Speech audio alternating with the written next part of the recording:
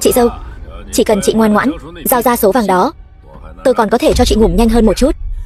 Tào Khinh, mơ đi. Rượu mời không uống lại muốn uống rượu phạt. Con danh thối tha, nói hay không nói? Cha, con nhất định sẽ báo thù cho cha mẹ.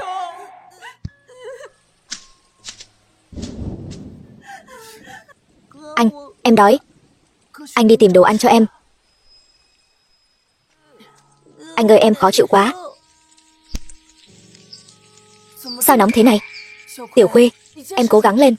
Anh đưa em đi bệnh viện. Bác sĩ, xin chú cứu em trai con. Nhanh lên, mau đặt em lên giường.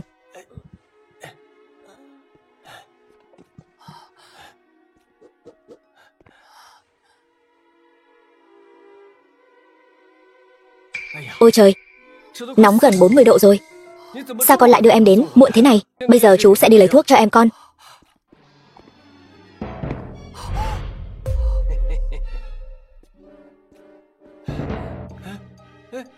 Các người là ai? Sao có thể thô lỗ như vậy? Trước mặt trẻ con chứ? Không phải chỉ muốn khám bệnh thôi sao? Chú đến để khám bệnh cho em trai con đây. Người anh muốn tìm em đã tìm thấy rồi. Con, đừng sợ. Chú là bạn tốt của cha con. Chú quen cha con sao? Đương nhiên rồi. Chú và cha con là những người cộng sự tốt nhất. Trước đây, vì cha con có được một số vàng, không ngờ lại gặp phải tai họa sát thân. Nếu con biết số vàng đó ở đâu, nhất định phải nói cho chú biết đấy. Tiểu Kiệt, tọa độ trong sợi dây chuyền này rất quan trọng. Con nhất định phải giữ gìn cẩn thận, tuyệt đối đừng tin bất kỳ ai. Chú đang nói gì vậy? Thằng danh con, ai cho phép mày động vào cháu trai tao? Không sao chứ? Nếu con không biết thì thôi vậy. Sau này con cứ yên tâm ở chỗ chú, cứ ở lại đây là được rồi. Đứng dậy đi. Tiểu Đinh, tình nhân của Phùng Gia Thành. Em đưa nó qua đó đi. Sau này con cứ yên tâm ở lại chỗ chú. Chú sẽ sắp xếp bác sĩ tốt nhất, nhất định sẽ chữa khỏi bệnh cho em trai con.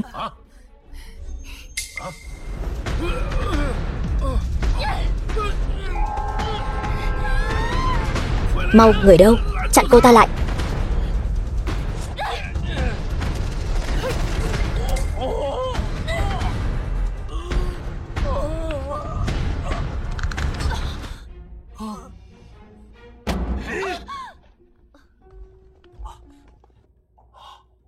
Con, bởi vì chú là bạn của cha con.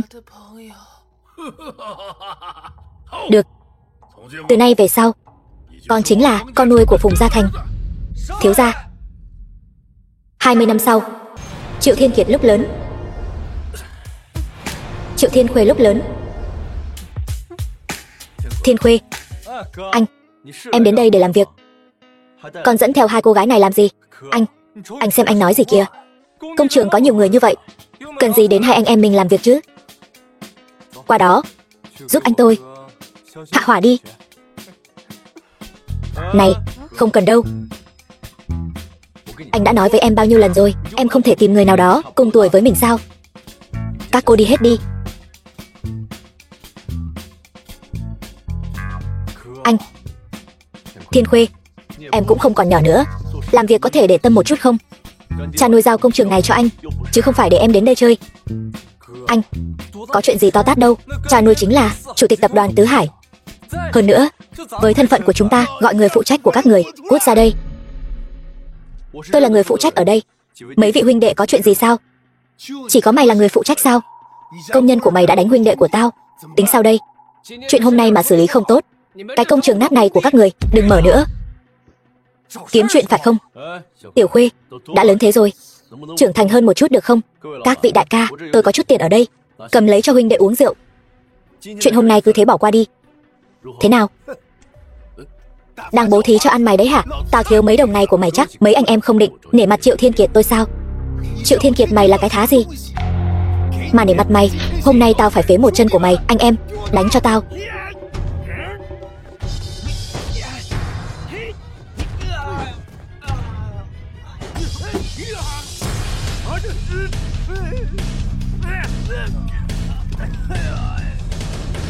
Gây rối ở công trường thì thôi đi, còn dám đến sỉ nhục anh tao. Có tin tao phế chân của mày không?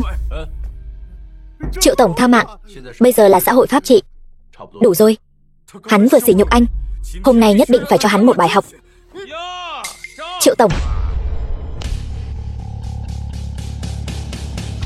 cậu nóng tính thật đấy.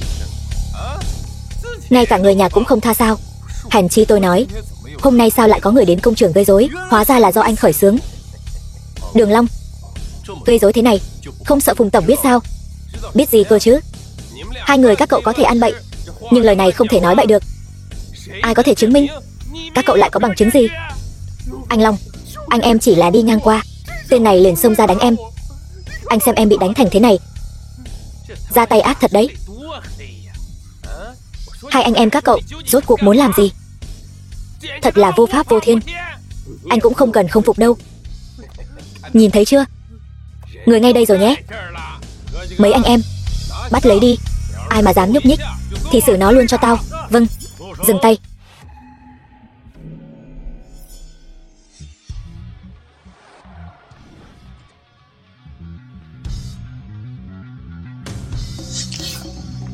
Chủ tịch. Phùng tổng, sao anh lại đến đây?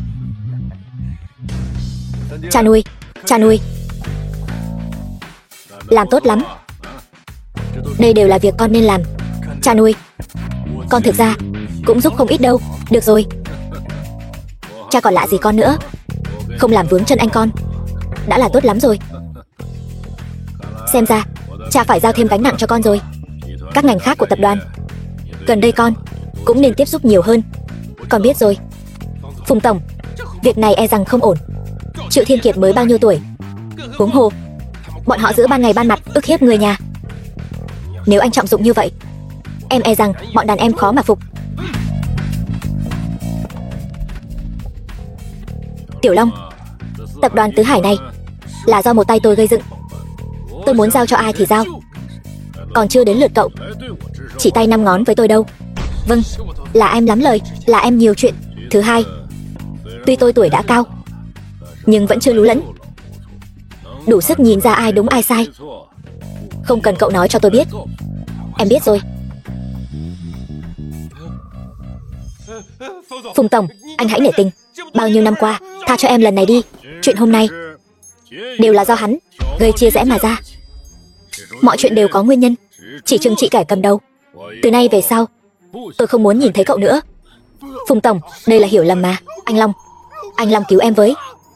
Anh Long, thôi được rồi, cha già rồi, cũng nên về nghỉ ngơi thôi. Phần còn lại giao cho con đấy.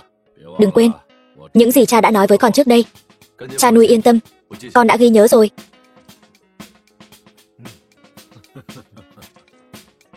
Đường Long, mày không có cơ hội đâu.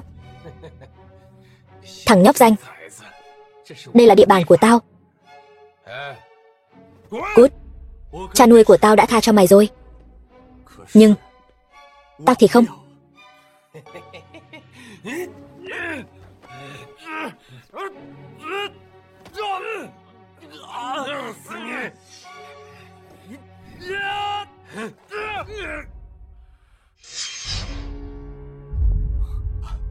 Cha nuôi, Phùng tổng, mau cứu em với. Tên điên này.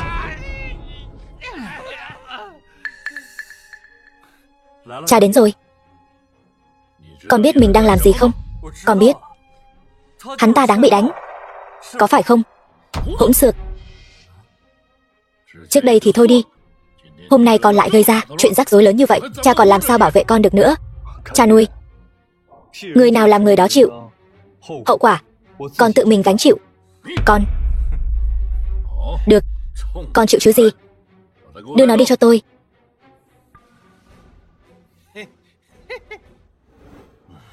Đưa người lên đây.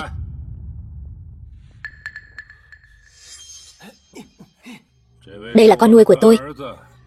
Chắc hẳn những người có mặt ở đây đều biết Hôm qua, nó xông vào văn phòng của Tiểu Long, đánh Tiểu Long ra nông nỗi này. Quy tắc không thể phá vỡ. Cho dù là con trai tôi cũng không được. Hôm nay sẽ thu hồi tất cả cổ phần của Triệu Thiên Khuê, đuổi khỏi tập đoàn Tứ Hải, vĩnh viễn không tuyển dụng lại. Ai đồng ý? Ai phản đối? Con phản đối. Cha nuôi, đây là Tiểu Khuê đó, sao cha lại có thể thu hồi cổ phần của nó? Triệu Thiên Kiệt, tập đoàn Tứ Hải bao giờ đến lượt cậu làm chủ rồi? Chuyện này không có chỗ cho cậu lên tiếng. Có sai phải nhận, bị phạt phải chịu. Phá hỏng quy tắc thì ngoan ngoãn cút khỏi tập đoàn Tứ Hải. Chuyện này không có gì phải bàn cãi. Tôi tán thành ý của Phùng tổng. Nếu tất cả mọi người đều giống Triệu Thiên Khuê, phá hoại quy tắc, thì tập đoàn chẳng phải xong đời rồi sao? Không sai, tôi đồng ý. Không có quy tắc thì không thành khuôn phép. Cha nuôi, nếu cha nhất định muốn xử lý Tiểu Khuê thì dứt khoát đuổi cả con đi. Anh, chuyện này là do một mình em làm, không liên quan gì đến anh. Xem ra những năm qua là cha đã quá tốt với các con, khiến hai anh em các con trở nên hư hỏng. Nếu con đã bảo vệ em trai mình như thế thì con đi cùng nó đi. Cha nuôi, chuyện này đều là một mình con làm, không liên quan gì đến anh con. Triệu Thiên Khuê, mày đừng có được nước lấn tới. Vừa nãy mày không nghe thấy Phùng tổng nói sao? Chỗ này không đến lượt mày chỉ trỏ. Người đâu? Khoan đã. Cha nuôi, Tiểu Khuê đánh Đường Long hoàn toàn là để bảo vệ uy nghiêm của cha. Con nói gì? Đường Long, hắn ta ngang nhiên lăng mạ người, Tiểu Khuê không chịu nổi mới ra tay. Triệu Thiên Kiệt, cậu nói linh tinh gì đấy? Có bằng chứng không? Phùng Gia Thành, mày giỏi lắm.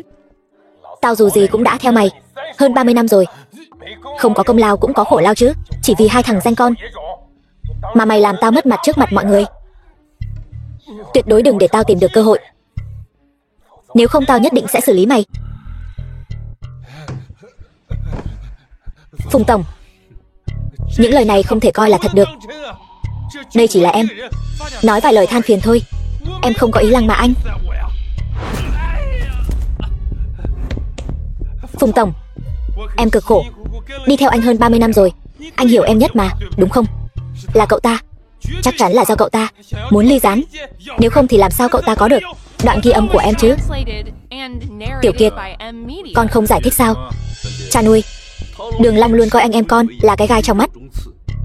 Con là do tự vệ mới bất đắc dĩ phải dùng hạ sách này. Đường Long, cậu còn gì muốn nói không? Phùng tổng, ngàn sai vạn sai, lần này chính là lỗi của em. Anh xem, em đi theo anh lâu như vậy, anh nể tình mà tha cho em lần này đi. Cậu theo tôi từ năm 16 tuổi, dãi nắng dầm mưa, chịu không ít khổ cực, tôi đều nhớ hết. Nhưng địa vị, tiền bạc, mỹ nữ, cậu có thiếu cái nào không? Ngàn vạn không nên động đến con trai tôi. Người đâu? Lôi ra ngoài. Phùng tổng, anh nghe em giải thích. Phùng tổng, Phùng tổng, Phùng tổng ơi. Anh Phùng, anh đang nuôi hổ gây họa đấy.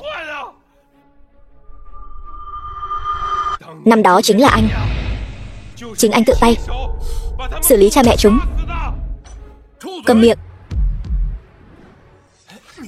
buông tôi ra.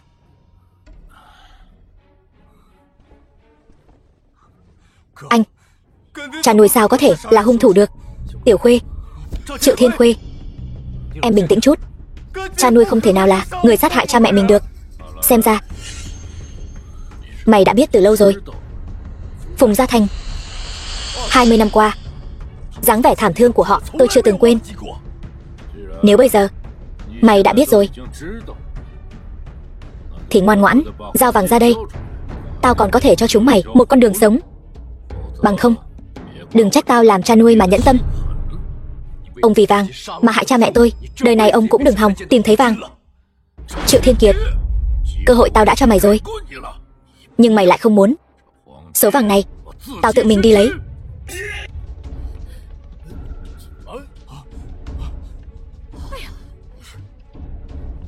Để tao xem thử xương của mày Có cứng hơn miệng của mày không? Bắt lấy chúng cho tao.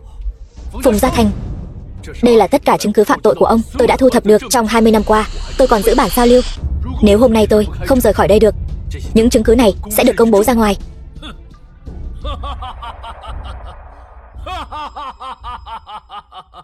Phùng Gia Thành tao sống ngần ấy năm, tiêu ngần ấy tiền. Mày nghĩ rằng chỉ với thứ rách nát này của mày là có thể uy hiếp được tao sao? Mày cũng ngây thơ quá rồi đấy.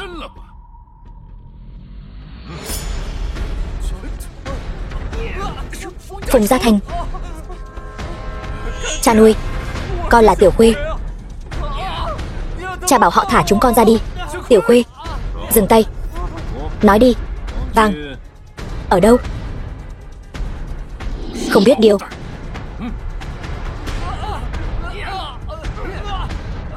Thiên Khuê,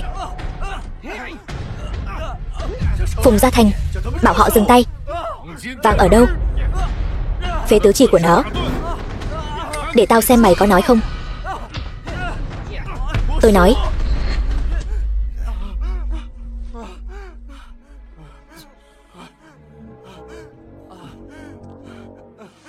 Nói sớm chẳng phải tốt hơn sao? Giao ra vàng. Hai anh em các con vẫn là những đứa con ngoan của Phùng Gia Thành ta.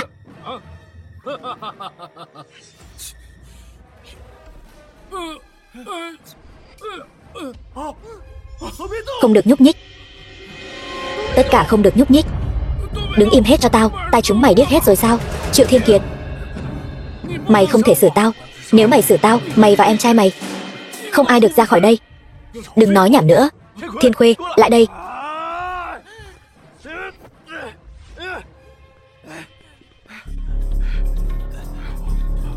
Đi thôi.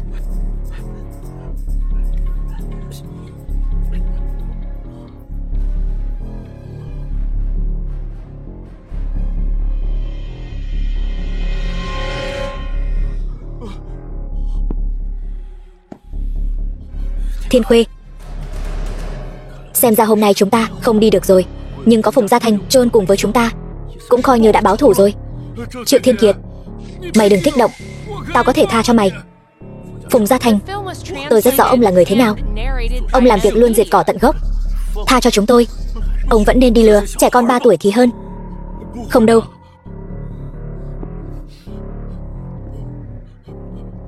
Anh, để em ra tay đi.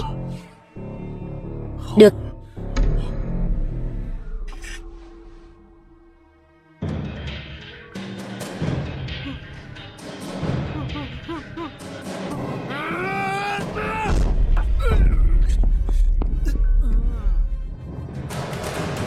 Anh, em xin lỗi. Thiên Khuê, tại sao? Em xin lỗi. Ông ta là kẻ thù hại cha của chúng ta mà. Em không biết kẻ thù gì cả. Em chỉ biết ông ấy đã nuôi chúng ta 20 năm. Ông ấy đã nuôi chúng ta 20 năm đấy.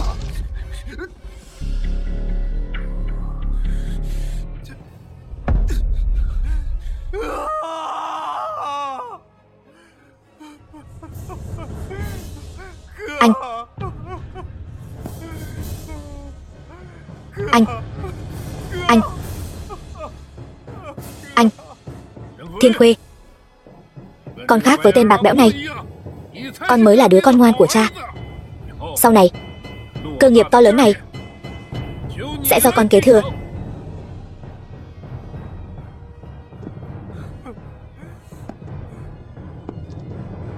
Một lũ phế vật, nuôi chúng mày có ích gì chứ?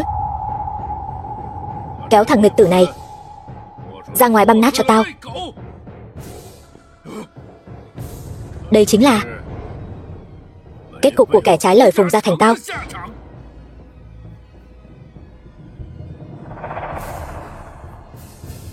Cha nuôi, hãy để con tiễn anh con một đoạn cuối cùng đi. Vì một buổi đấu thầu nhỏ nhoi mà rước họa vào bản thân và gia đình, cần gì phải thế? Ông chủ của tôi đã dặn rồi. Chỉ cần là dự án đấu thầu của tập đoàn Tứ Hải, chúng tôi đều phải lấy hết. Gan lớn thật. dám đối đầu với tôi. Cả Đại Thương, ai mà không biết Phùng Gia Thành tôi. Là tôi. Là tôi đây. Có vấn đề gì sao? Triệu Thiên Kiệt, Mày vẫn còn sống. Thấy tôi còn sống, ông ngạc nhiên lắm sao? Mối thù lớn của tôi chưa trả. Tôi sao có thể đi nhanh như vậy? Không ngờ ông chủ của tập đoàn Lan Thương lại trẻ như vậy. Thế thì sao? Đắc tội với Phùng Gia Thành vẫn phải xong đời. Các người không nghe thấy sao? Phó tổng giám đốc tập đoàn Tứ Hải lại là em trai của ông chủ tập đoàn Lan Thương. Bọn họ là một phe. Anh không nên quay về. Tôi đã quay về rồi. Tôi quay về là để báo thù. Báo thù? Chỉ dựa vào mày cũng muốn đối phó với Phùng Gia Thành tao? Châu chấu đá xe, tự lượng sức mình đi. Quả nhiên mày biết lô vàng đó ở đâu. Nếu không, mày cũng không thể trở thành ông chủ của tập đoàn Lan Thương. Đương nhiên tôi biết lô vàng mà ông ngày đêm mong nhớ ở đâu. Tôi không chỉ biết vàng ở đâu, tôi còn muốn dùng số vàng này tiến ông và tập đoàn Tứ Hải của ông đi chôn cùng cha mẹ tôi. Anh trai quả nhiên biết vàng ở đâu. Nhưng dù có số vàng này, cũng không thể lật đổ Phùng Gia Thành.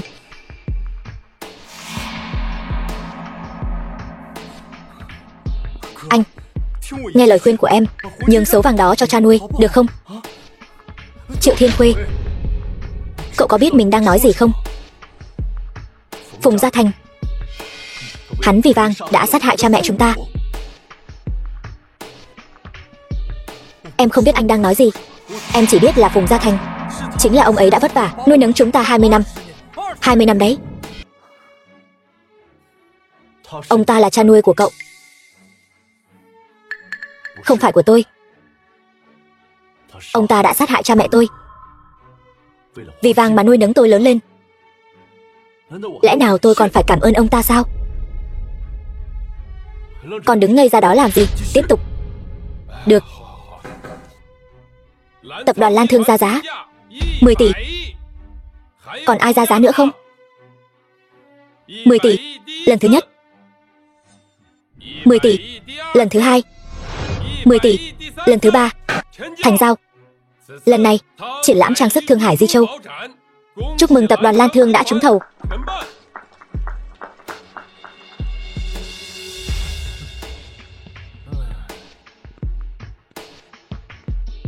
Nếu mày đã thích, vậy triển lãm trang sức này tao nhường cho mày. Cũng coi như kết thúc tình nghĩa cha con bao nhiêu năm nay giữa tao và mày. Phùng Gia Thành, đây chỉ là sự bắt đầu. Ông và tập đoàn Tứ Hải của ông chỉ có một kết cục, đó chính là hủy diệt.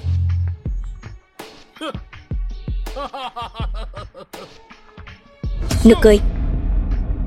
Phùng Gia Thành tao đây, người bị tao xử nhiều không kể xiết. Mày là cái thá gì? Số vàng đó hãy giữ gìn cẩn thận giúp tao, đợi tao đích thân đến lấy.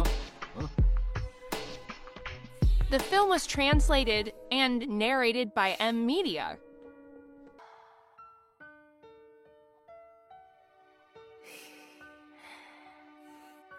Ba, 2, 1.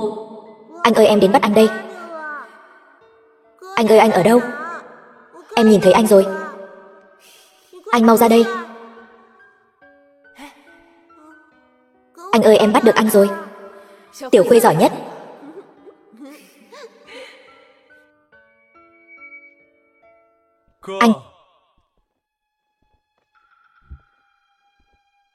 Anh còn nhớ nơi này không? Hồi nhỏ chúng ta vẫn ở đây chơi trốn tìm. Cậu gọi tôi ra đây chắc không phải chỉ để nói những chuyện này đâu nhỉ? Anh không nên quay về. Tôi đã nói rồi, là vì kẻ thù của tôi ở đây. Đừng đối đầu với Phùng Gia Thành nữa. Anh căn bản không phải là đối thủ của tập đoàn Tứ Hải. Thiên Khuê, Chuyện này cậu đừng nhúng tay vào. Tôi biết cậu không quên được ân tình 20 năm của Phùng Gia Thành. Nhưng cảnh cha mẹ qua đời luôn hiện lên trước mắt tôi từng giờ từng phút. Thù của cha mẹ không đội trời chung. Anh đừng như vậy.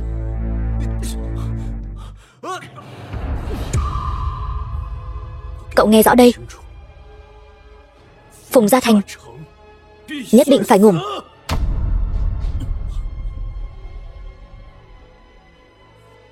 Vậy nếu là em thì sao? Bất cứ ai ngăn cản tôi báo thù đều là kẻ thù của tôi. Kể cả là cậu cũng không ngoại lệ.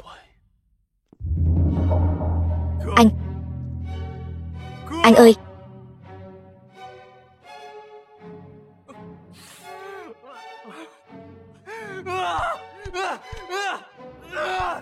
Không biết ai đã chọc giận Phùng tổng của chúng ta. Mày đến làm gì?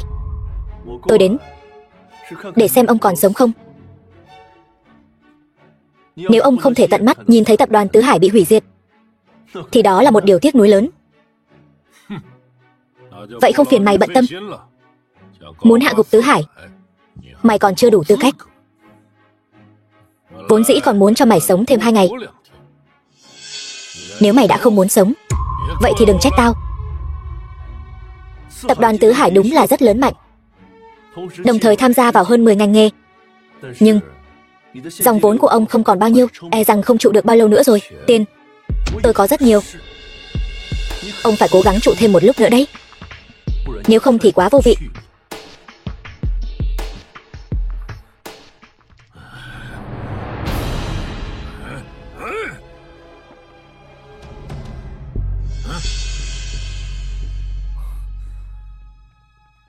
Cha nuôi, tối nay đưa người đi giải quyết Triệu Thiên Kiệt.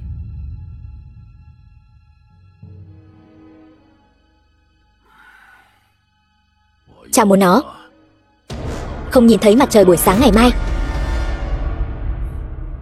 Cha, tập đoàn Lan Thương rõ ràng không phải đối thủ của chúng ta. Tại sao còn muốn hại anh con? Triệu Thiên Kiệt nói không sai. Tập đoàn Tứ Hải thời gian này mở rộng không ít ngành nghề, khiến cho vốn bị phân tán. Mà trong tay hắn còn có một lượng vàng lớn. Cứ tiếp tục như vậy, Tứ Hải sẽ không trụ được bao lâu. Tứ Hải là tâm huyết của cha. Cha không thể nhìn nó bị hủy hoại. Tập đoàn Tứ Hải muốn sống sót, Triệu Thiên Kiệt nhất định không được sống.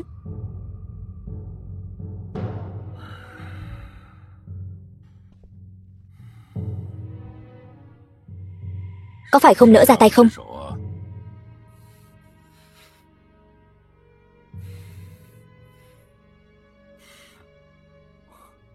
Con hiểu rồi. Con đi sắp xếp ngay đây.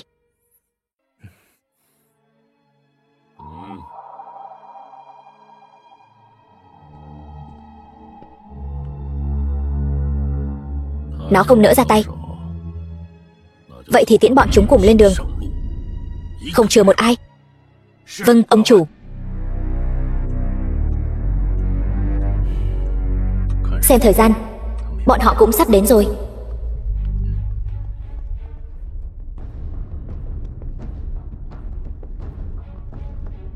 Anh. The film was translated and narrated by M Media. Cậu cuối cùng cũng đến rồi. Anh biết em sẽ đến sao? Đừng quên, tôi cũng từng làm việc dưới trướng Phùng Gia Thành. Hắn là người như thế nào tôi rất rõ.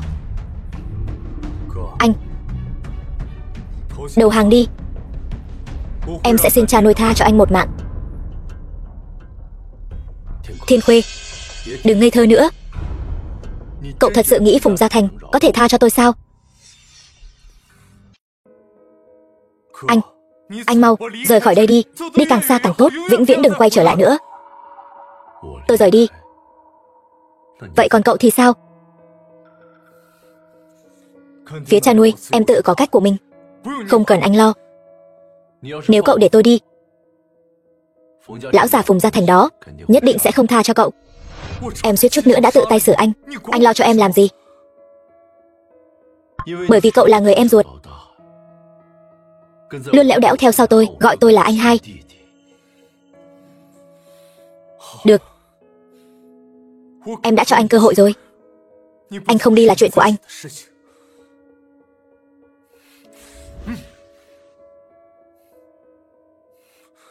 Em sẽ giúp anh cầu xin cha nuôi.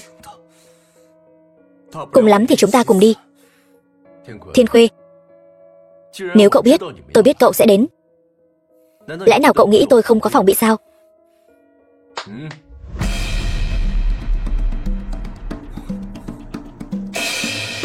Anh, ý gì vậy? Ra tay.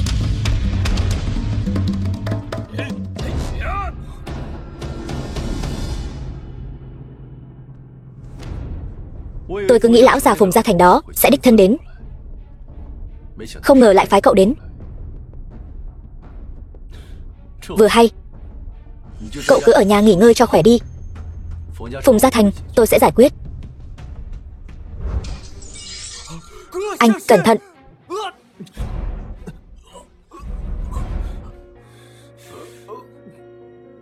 Thiên Khuê. Triệu Thiên Khuê đã phản bội rồi sao? Vâng, ông chủ. Tôi đã nghe tận tai. Triệu Thiên Khuê đã bảo Triệu Thiên Kiệt rời đi, nhưng Triệu Thiên Kiệt lại có sắp xếp khác. Bắt Triệu Thiên Khuê lại. Hắn ngủ chưa? Viên đạn đã bị Triệu Thiên Khuê chặn lại. Triệu Thiên Kiệt bình an vô sự. Đồ vô dụng. Xử lý một thằng nhóc danh mà mày cũng không làm được, nuôi chúng mày còn có ích gì nữa. Cút đi. Khoa phẫu thuật gây mê. Bác sĩ, em trai tôi sao rồi? Em trai cậu không sao, tuy nhiên muốn tỉnh lại e rằng. Ôm là sao? Sao lại không tỉnh lại được chứ? Thưa cậu, cậu bình tĩnh một chút. Em trai cậu có thể sẽ trở thành người thực vật.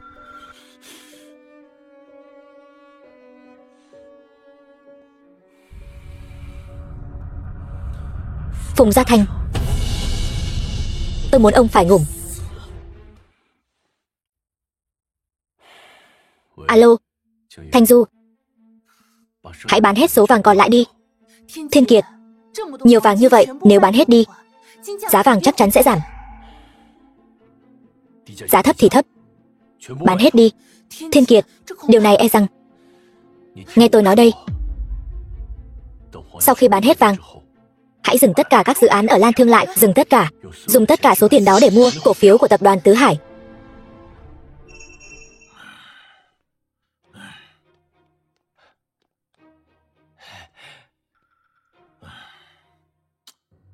Có chuyện gì? Phùng Tổng, cuộc tấn công của Lan Thương nhắm vào chúng ta, không hiểu sao đột nhiên dừng lại. Chỉ cần chúng ta lấy lại hơi là có thể nuốt chửng toàn bộ Lan Thương. Tính cách của Triệu Thiên Kiệt, không thể nào xảy ra chuyện này. Thị trường chứng khoán có biến động lớn nào không? Ngoài ngành trang sức, vì lý do của hai công ty chúng ta ra, các ngành khác vẫn khá bình thường. Đúng rồi, hôm nay không hiểu sao giá vàng đột nhiên giảm mạnh. Mày nói gì? Giá vàng giảm mạnh? Vâng, Phùng Tổng, sao vậy? Lập tức theo dõi biến động dòng vốn của tập đoàn Lan Thương. Thằng xúc sinh này đã bán vàng rồi.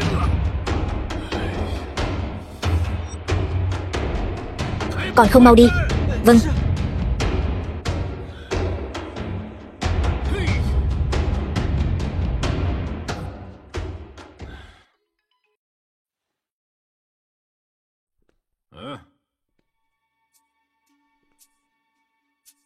Cái gì? Tập đoàn Lan Thương đã hoàn toàn rút khỏi thị trường trang sức đại thương.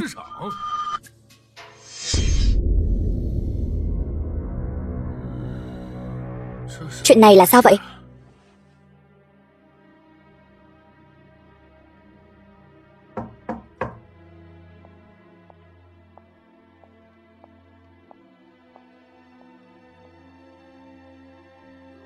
Phùng Tổng, toàn bộ ngành trang sức đại thương. Bây giờ chỉ còn lại một mình Tứ Hải chúng ta.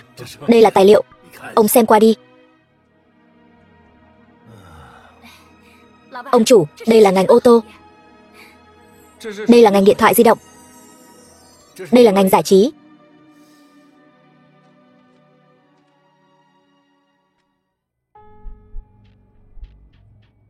Mặc dù không biết Triệu Thiên Kiệt, thằng xúc sinh đó muốn làm gì, nhưng bây giờ vẫn chưa thể đe dọa đến tập đoàn Tứ Hải. Phải tìm cơ hội loại bỏ hắn. Đông người thế này, Phùng tổng đang mở tiệc ăn mừng sao?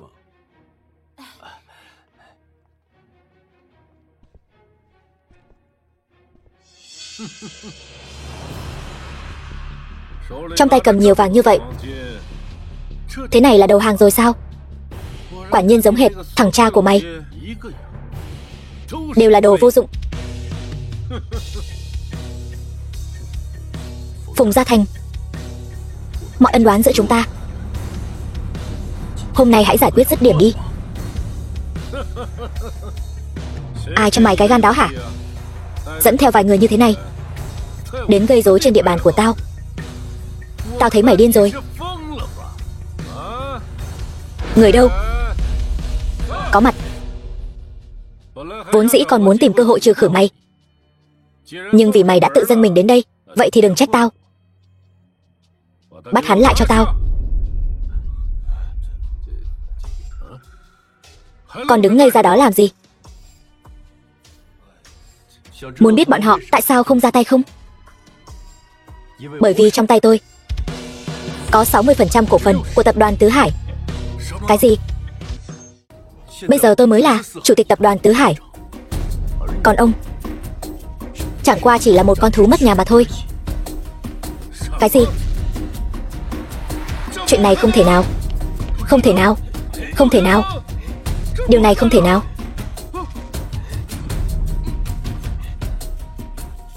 Chuyện ở đây không liên quan đến các người nữa. Ai làm gì thì làm đi. Vâng. Đừng đi mà. Đừng đi. Phùng Gia Thành, tôi đã đợi ngày này 20 năm rồi. Kết cục của ngày hôm nay chính là quả báo của ông. Định làm gì? Mày định làm gì? Mày định làm gì? Định làm gì hả? Đừng làm vậy. Tha cho tao. Đừng làm vậy mà. Tha cho tao đi.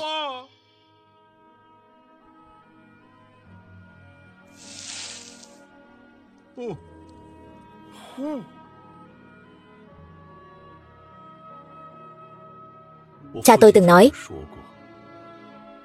ông là bạn tốt nhất của ông ấy. Nhưng còn ông thì sao? Vì vàng mà sát hại họ.